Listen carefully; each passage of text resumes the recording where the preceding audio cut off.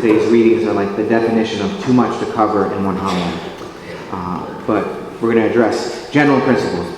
There's a quote from a Catholic author named G.K. Chesterton that came to mind when I was praying with today's readings, specifically the first reading and our gospel for today.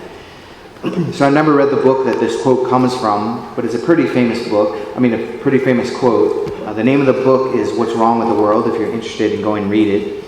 But this quote that came to mind, I'm just going to share it, and I think it rings very true. So here is the quote. "The Christian ideal has not been tried and found wanting. It has been found difficult and left untried." So I find that statement very easy to agree with. And I think it seems to be, for me, how many people view the teachings of the church, which we believe are the teachings of Jesus that we've received from him and the ongoing guidance of his Holy Spirit. I think people see that. They see the teachings of the church as being what is asked of us. What is asked of us can be often seen as too much, too difficult. And so many people, they come to this conclusion. They simply give up on trying to live out the teachings of the church without even beginning, so that some people can fall into that category. Obviously, this is not the case for every single person. Like, some of us may have tried. We may have tried to live in accord with the teachings of the church, the teachings of Jesus passed down to us. We fail, and then discouragement at some point creeps in and causes us to give up, or continuing to try to live out certain teachings of the church that we believe are given to us by Jesus through the guidance of the Holy Spirit. And then there might be some of us who simply fail to see the logic of the church's teaching. It doesn't make sense to us, so we decide to make decisions based on our own understanding of things, even if that goes against what the church teaches. And then there may be some of us who try to live out the church's teaching. We fail, but then we recommit. We recommit to trying again.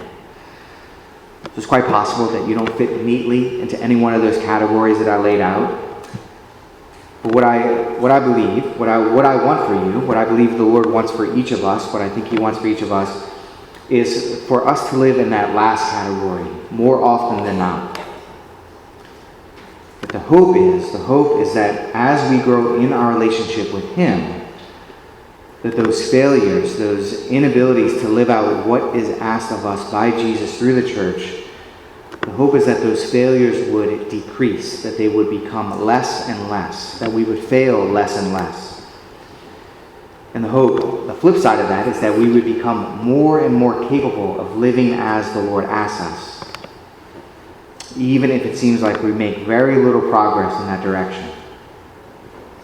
And the additional hope is that we would never doubt that the battle to live that way, because it is a real battle to live out the church's teachings, the battle to live that way is worth it.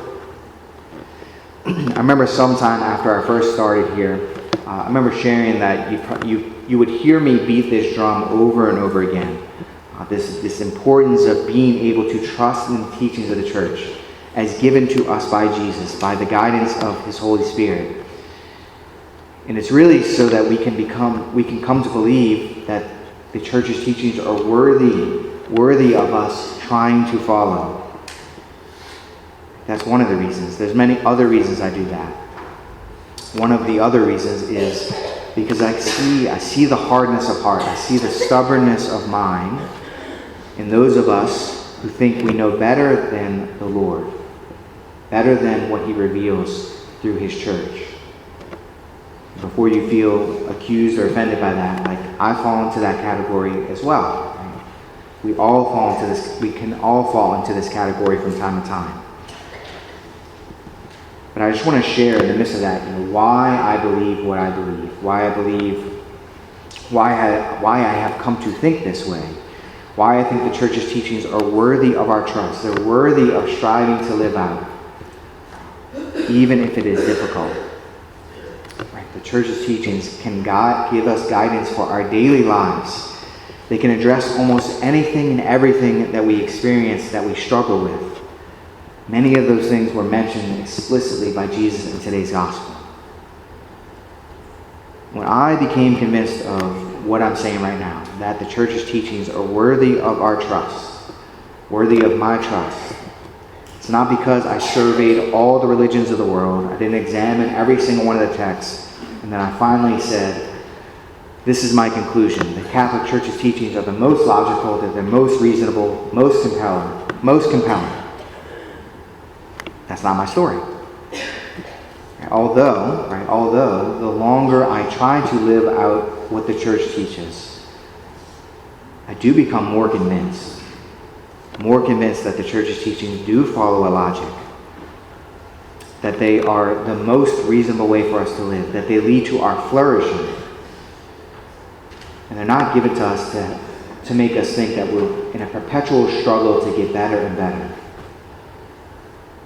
They're given to us to invite us into the life of grace, to rely on the Lord to help us live these things out, so that we can become all that God truly helped us, so that we can become all that God created us to be, who He created us to be.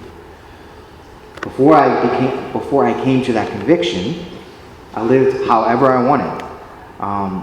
And at some point along the way of living however I wanted, I became convicted that the way that I was living was not right.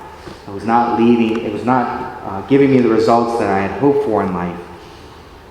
And eventually I became convicted that some of the things that I had done and what I was doing, I needed to ask forgiveness for. I needed to receive mercy if I was going to continue to try to make something of my life, if that was up to me in some way. And when I went looking for mercy, reflecting back on my Catholic upbringing, I ended up in a confessional. And it was in that confessional that I found what I was looking for. I found the Lord. I found His mercy, His forgiveness for all the things that I did not want to ask forgiveness for, that I didn't think I could receive forgiveness for. Mercy. Mercy for me is what ties a lot of this together in my mind and my heart. It's what brought me back into the fold of the Lord's church. It's what brings me back into the fold of His church every time I stray away. And it's His mercy that helps me believe that striving to live in the way that He lays out is worth it. It's worth the struggle. It's worth the difficulty that can sometimes come along with trying to live as He asks us. What mercy is the Lord's love that flows from His sacred and pierced heart on the cross. It's His compassionate heart. He knows that He sets an incredibly high bar for us. This is true. Right? No one is trying to deny that. We don't need to shy away from admitting that is true. We also don't need to shy away from admitting that it can seem too high. It can seem too high. At the same time, the response the Lord wants from us is not to say, well, maybe we should lower the bar. What He wants for us is to keep striving to hit that high standard, to live up to the bar that He sets, and to remember always that when we struggle to meet that high expectation that He sets for us,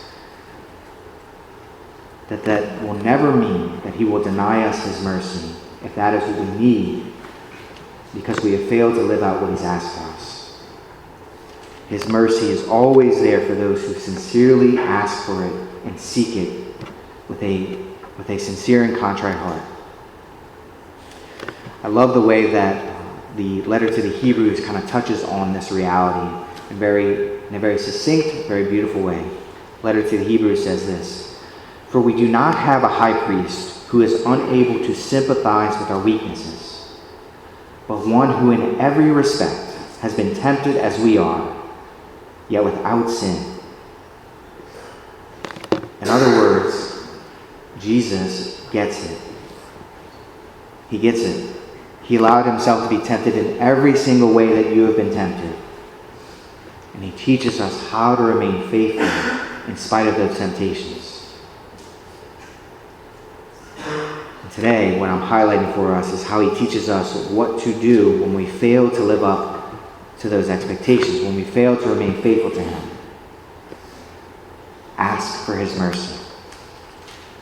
Because that is his love for us that helps soften our hearts. It helps open our hearts and our minds to his action in our lives, to his presence with us. And ultimately, that is the reason to try to live as he acts, so that we would grow in our relationship with him. And once you begin to live that way, you can see little by little how living for him, how putting him first, helps rightly order every other relationship in your life. It increases your love for yourself. It increases your love for others. The primary relationship we are in is with him. It says it very clearly. Without him, we can do nothing. That's not an exaggeration. It's like an incredibly deep truth. Without God, we can do nothing. With him, we can do far more than we can hope for or imagine. There is so much more that is possible with him than we can hope for or imagine. It has not even entered our hearts what he has planned for us who love him, who continue to strive to love him. All that's much harder to believe. It's much harder to see in our lives if we are not fully convinced, first and foremost, that we are loved by this God that holds out this high standard for us. And that all that he asks of us is for our good. It is for our flourishing. Like I said, not to put us on this perpetual wheel of trying to be better and beating ourselves up for not being as good as we're supposed to be. The fundamental claim, one of the most fundamental claims of all that we believe, is that the God that holds us to this high standard loves us. Loves us as we are and is calling us to work with him to become who he created us to be. He loves us so much that he reveals specific ways for us to live here and now so that we can be with him forever.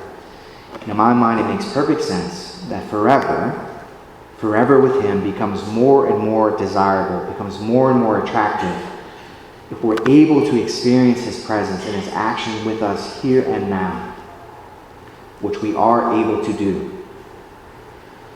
Ask him to reveal his presence, ask him to reveal his action.